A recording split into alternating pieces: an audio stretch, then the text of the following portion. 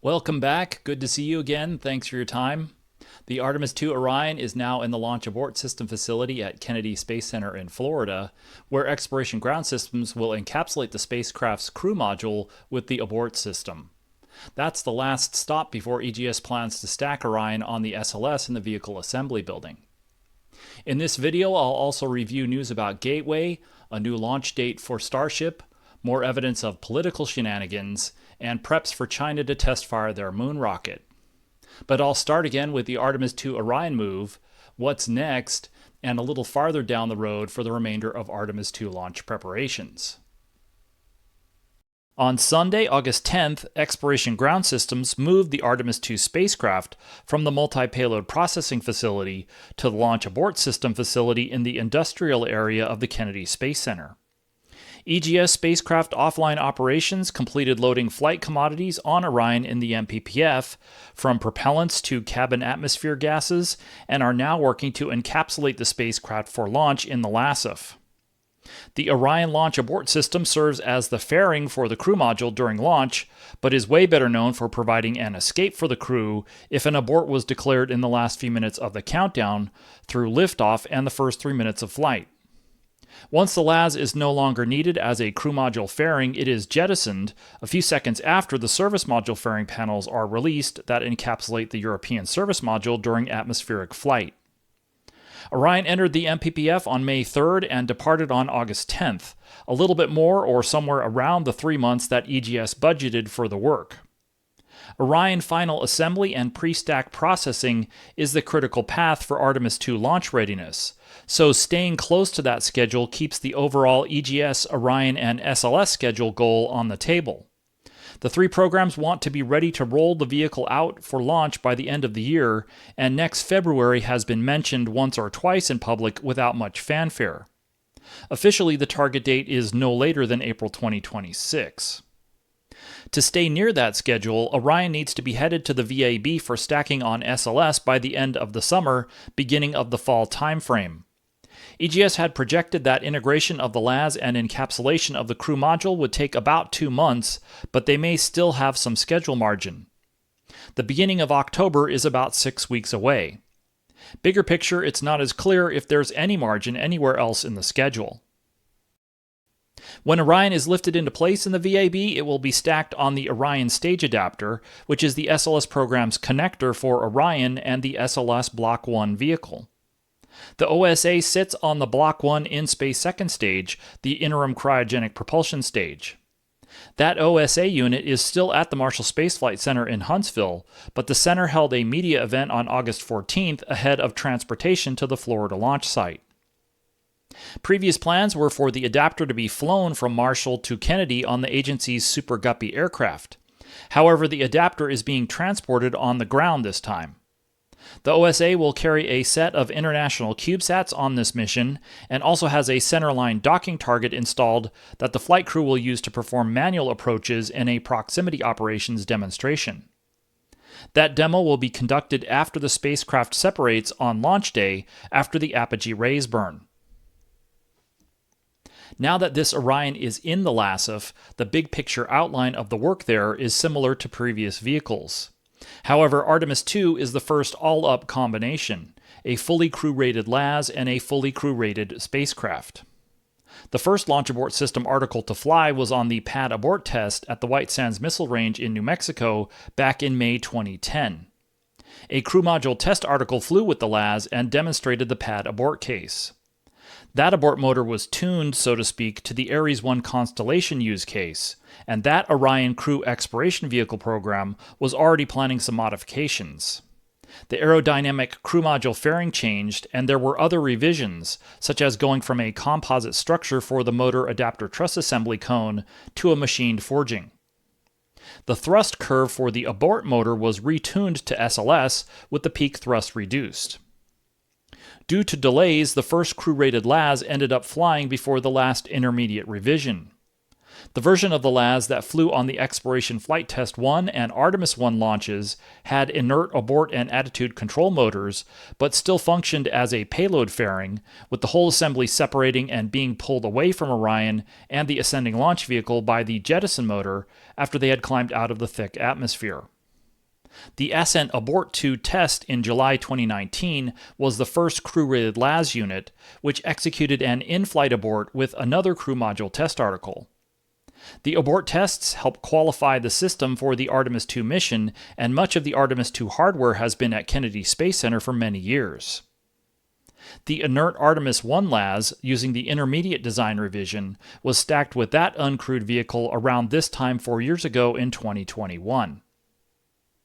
A time-lapse of the Artemis I processing in the LASF, which took 3 months, illustrates some of the big picture outline. Now that the Artemis II spacecraft is in the LASF, a work platform will be built up around the base of the crew module. One of the lessons learned from Artemis I was to pre-stage as much of that scaffolding as possible, and we could see some of that in the still imagery that was released this week from the move on August 10th. After the platforms are completely set up and the transportation covering is removed, the fully assembled LAS tower will be lifted into place and attached. EGS Spacecraft Offline Operations noted another change to this sequence in an interview early in the year. The motor adapter truss assembly ring that bolts into the crew module structure with 6 retention and release mechanisms was disconnected from the tower and attached to Orion several months ago. Those superbolts have pyrotechnic mechanisms to separate the LAS from the crew module at the time the LAS is jettisoned, and that connection is more complicated than the connection between the MATA truss and the ring. Now the MATA truss and ring will be connected, and then the functional connections between Orion and the LAS will be tested, including command and control for the firing chain and communications. As it has on previous launches, Orion will command the jettison of the LAS, but the Launch Abort System has controller avionics in the attitude control motor that the Orion flight computers would use to steer in an abort. After those are tested, then the ogive fairings will be installed. In the Artemis I time-lapse, we see the 4 main panels lifted into place, and there are hundreds of fasteners to structurally connect them to the rest of the LAS. That's harder to see in a time-lapse, but in one of the views we also see some of the additional hardware, spring bumpers and tangential fittings, are also installed.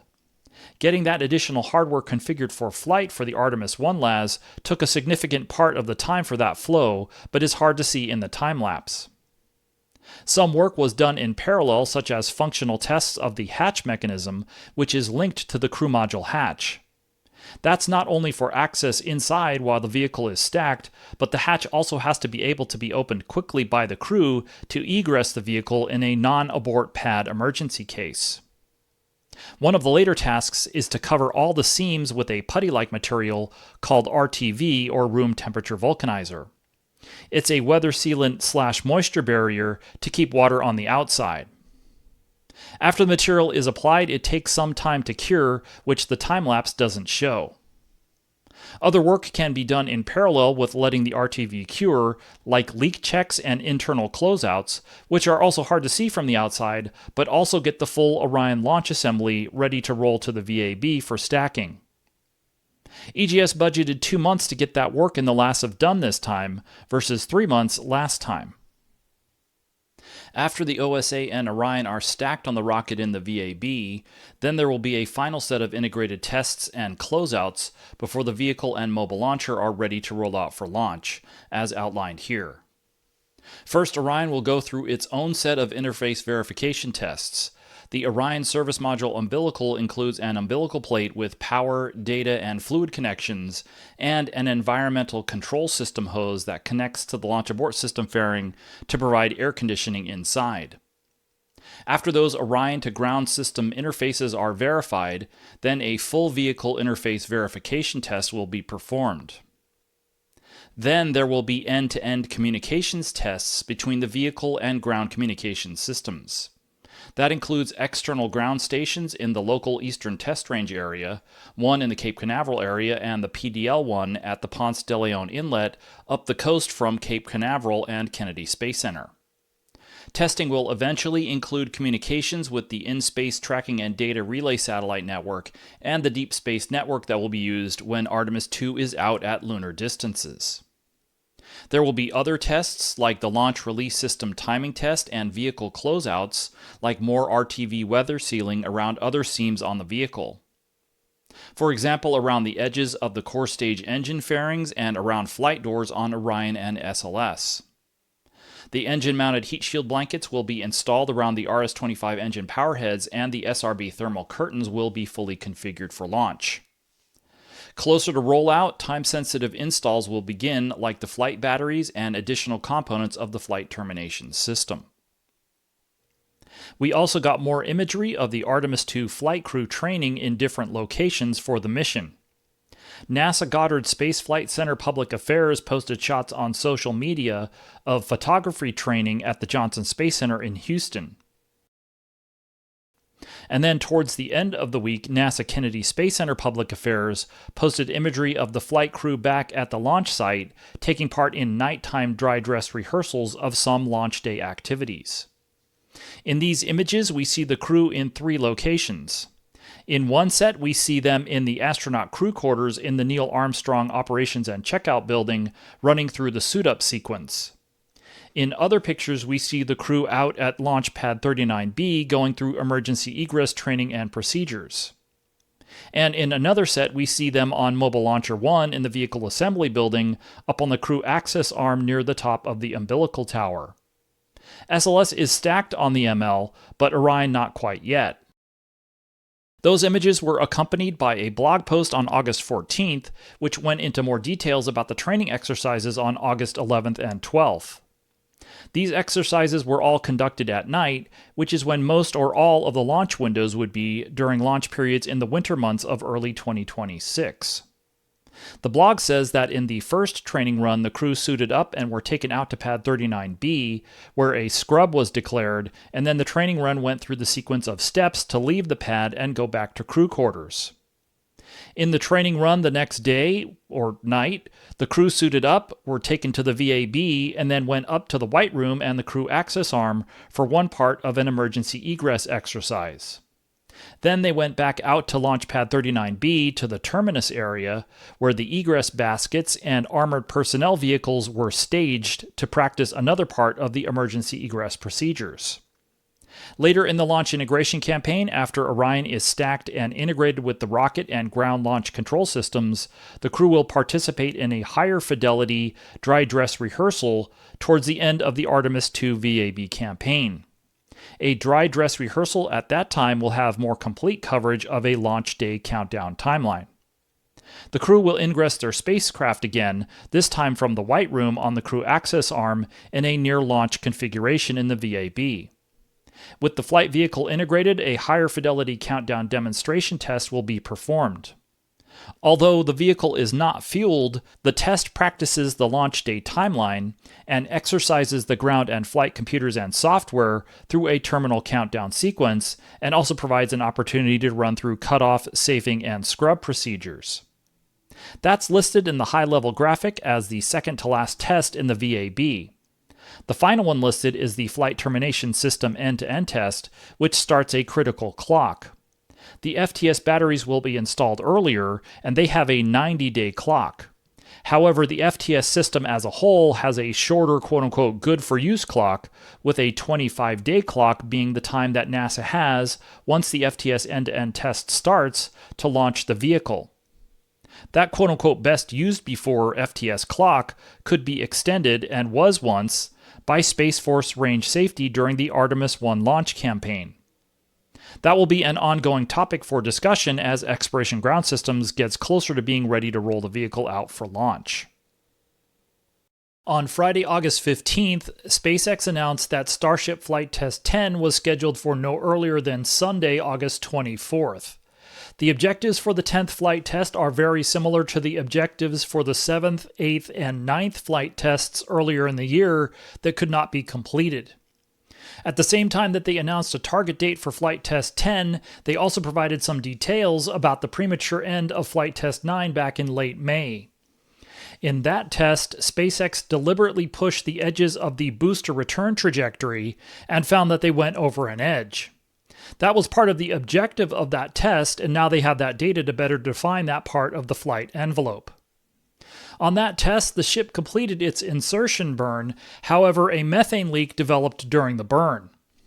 That was traced back to the diffuser in the pressurization system, but at the time the leak caused the ship to be unable to maintain attitude control and unable to conduct any of the in-space tests planned or the high-priority entry, descent, and landing test.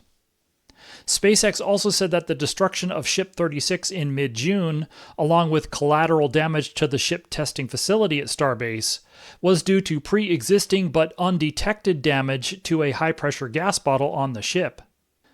The damage was not found until it destroyed the ship and took the test facility offline.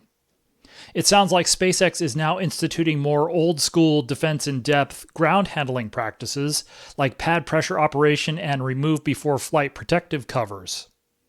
As with the other Artemis III programs that are staring at production and development deadlines in the next year or so, SpaceX has its own for Starship.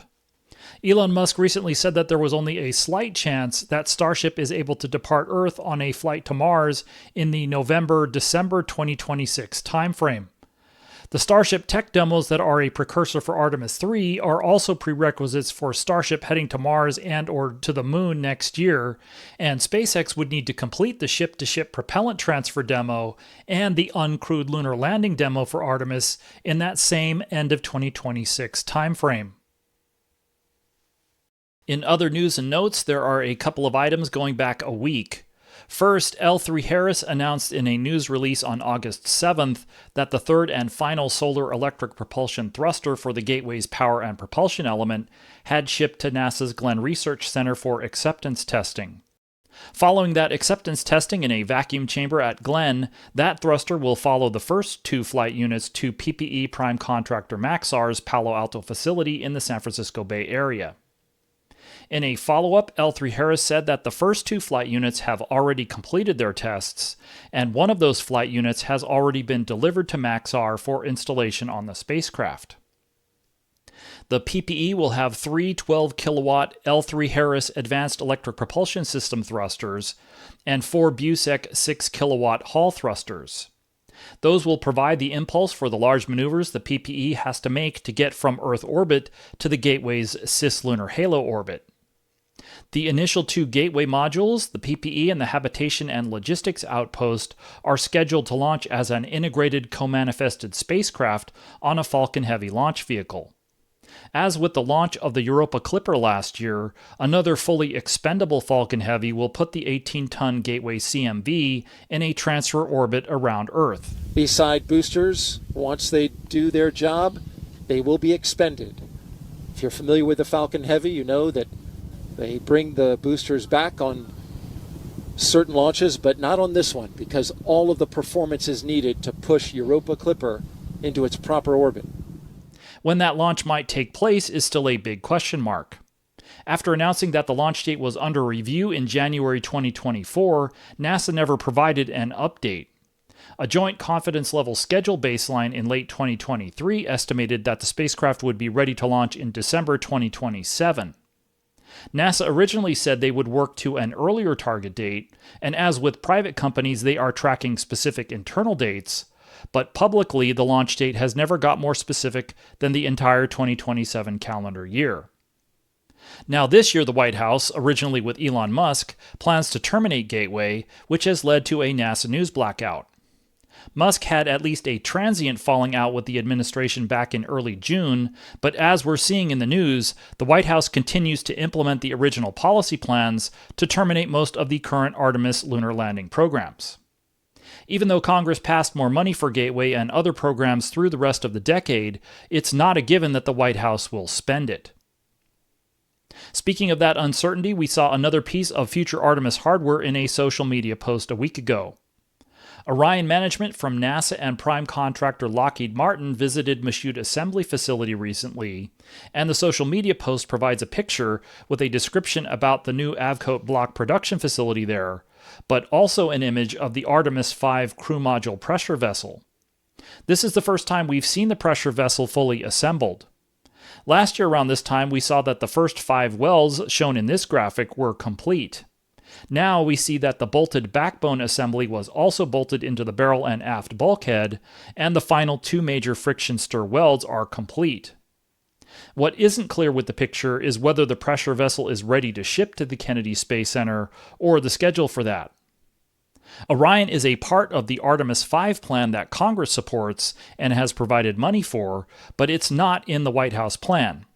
And under these circumstances, it's not clear anymore who has the leverage to get their plan implemented. While that is going on in Washington, D.C., we saw social media posts that what looks like a battleship version of the moon rocket being developed by the Chinese is nearing a static fire test. A 3-core version of the Long March 10 rocket is planned to send the Lanyu lunar lander and the Mengzhu crewed lunar transport spacecraft on separate launches as a part of a dual-launch lunar landing mission. This test article shown here for a static hotfire test could help verify the main propulsion system for the rocket and the integrated operation of the stage and the engines for the stage.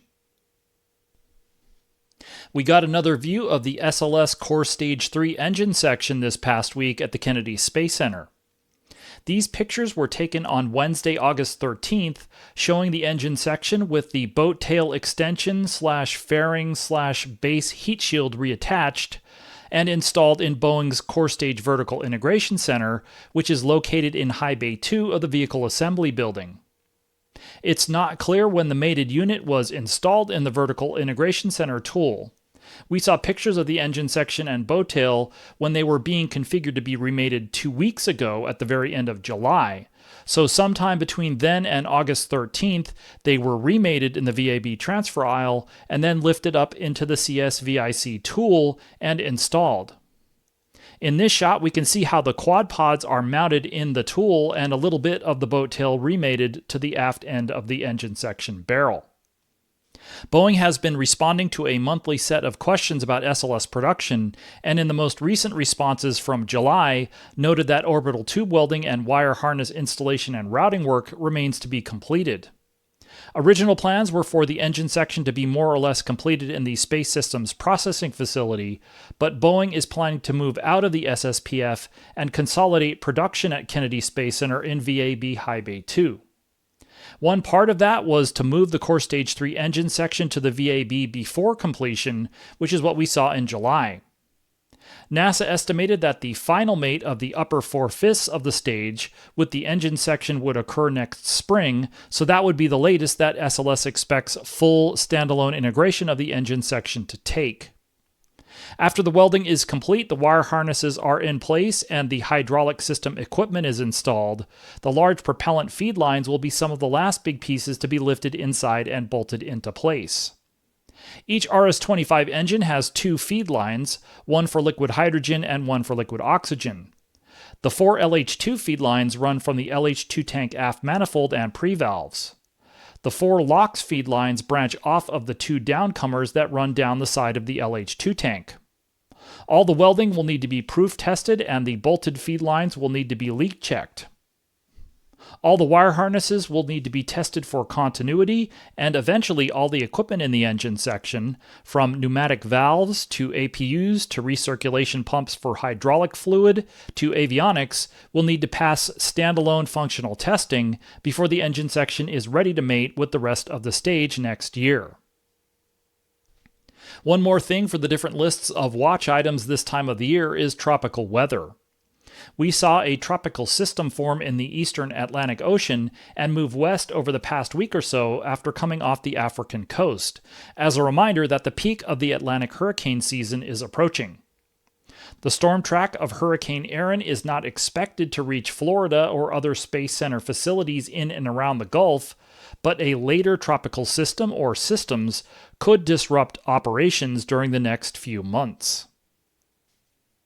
Speaking of disruptions, there's more evidence of White House plans to lay off more of the NASA workforce beginning in October. Their request for fiscal year 2026 cuts the NASA budget by 25%, but Congress has to agree to that, and in the past, the two sides worked with each other. This year, we're not seeing any evidence of that, though. NASA Watch provided more evidence in a report during the week that the agency plans to move unilaterally according to their request, de-scoping work and eliminating workforce, even though it isn't federal law. The White House plan includes terminating EGS, Gateway, Orion, and SLS beginning in October. Although Congress passed and the President formally signed the big bill in July that enacted long-term funding for Gateway and SLS practically through the rest of the decade, the White House and NASA leadership have continued to follow their plans and not responded to the new law. Republican leaders in the House and Senate have requested a detailed plan in writing about what NASA leadership plans to do by September 1st, so that's something that continues to hang over not just the future of Artemis, but also the future of NASA. And on that down note, cue the credits. Thanks as always for watching. Like and subscribe if you found this video informative and want to find out what's going on with Artemis every week. As usual, a big thanks to the members of this YouTube channel who are helping to make these videos possible. I am posting additional videos and more frequent content for members if you're interested in joining. If you're willing to make a one-time donation to support what I do, I would really appreciate it. I put a link to my Buy Me a Coffee page in the description. Thanks again, and I'll see you next week.